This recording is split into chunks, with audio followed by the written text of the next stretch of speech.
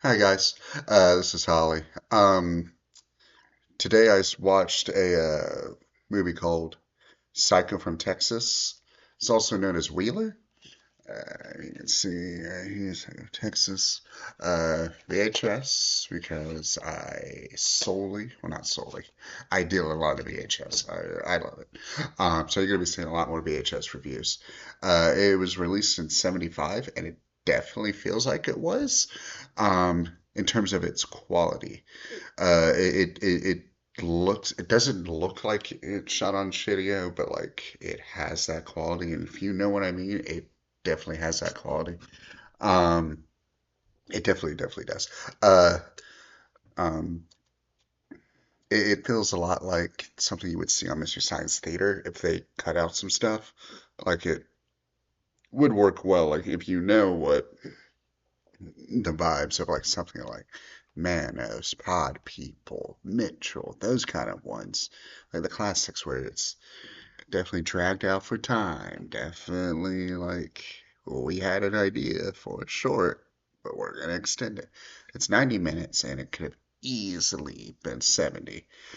Like they could have cut out a whole bunch. There's a scene, well, subplot.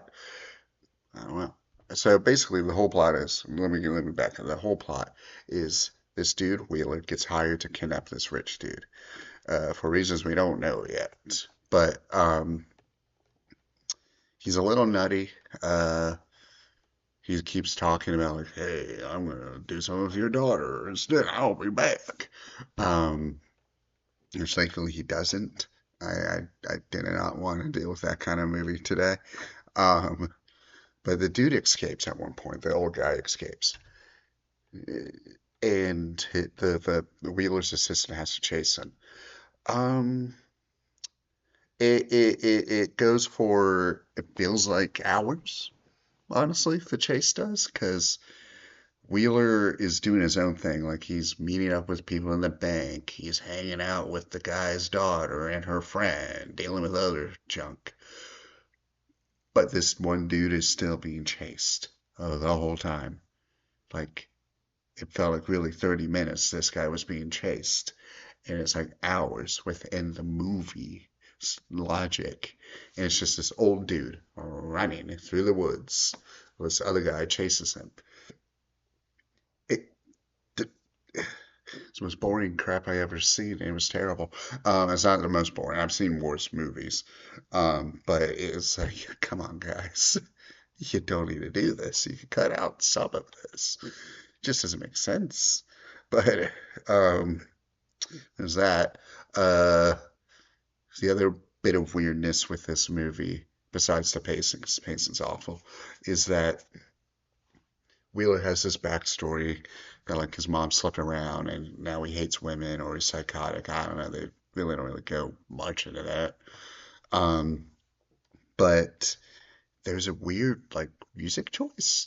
It's almost like this movie has like a theme for Wheeler himself. Like it plays over his childhood. It's kind of hopeful, kind of sappy, like oh back in the day things were good kind of stuff. And it's very weird playing over a kid watching his mom sleep around, like literally, like the kid, it's not in the same scene, thankfully. Once again, did not want that kind of movie, but thankfully. But the kid's like in the doorway, they cut to him watching his mom just sleep with some dude, like full nudity kind of thing. And it's like, this isn't the right kind of music. It's like happy and weird. It's very much like the music you would have heard in Boggy Creek or if you know the movie by the other title, uh, but the movie Catch the Black Sunshine, it's like that. If you know that song, you know this, what this sounds like, and it's very odd. It's very weird. There's a lot of weird moments in this movie. It does contain Linnea Quigley's first big movie role, and it's also awkward and not good. Basically, she plays this waitress that Wheeler, forces to get naked and start dancing, and she's just dancing for a while, and it's awkward, and he pours beer over her, and it goes on and on.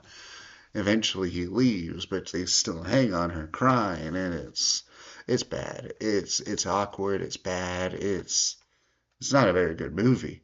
I didn't hate this movie, it's just boring and dragged down and awkward. There's like the sex stuff and the chasing, it's awkward. Um, it's not the best. Um, if you like those kind of movies, if you like that vibe of like 70s era, like something that a much more popular YouTuber other than me would have reviewed back in his basement days. I mean, I'm in my basement, but you know who I mean. If you know who I mean, it's fucking like a cinema snob movie, just not as crazy, but close to it. It's close to a cinema snob movie back in his early days, and it's wild. But for that, but it's like one of his more like if he did it, it was more boring, quick episodes, but he didn't.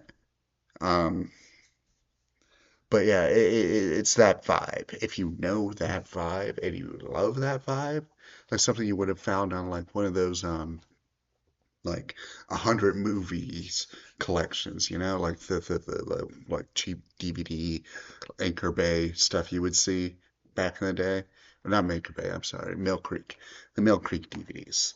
It's like those. It's one of those ones you would see on those. Um, if you like those movies, and you got 90 minutes to kill, maybe a fast forward button. Bing, bang, boom, you're good. Um, I'm glad I own it though, because I like weird VHSs. I like obscure movies, so that's fine. Um, I didn't really like it. I didn't really hate it. I mean, there's parts of it I don't like at all, but I it did its job as a movie. It was a movie. Once again,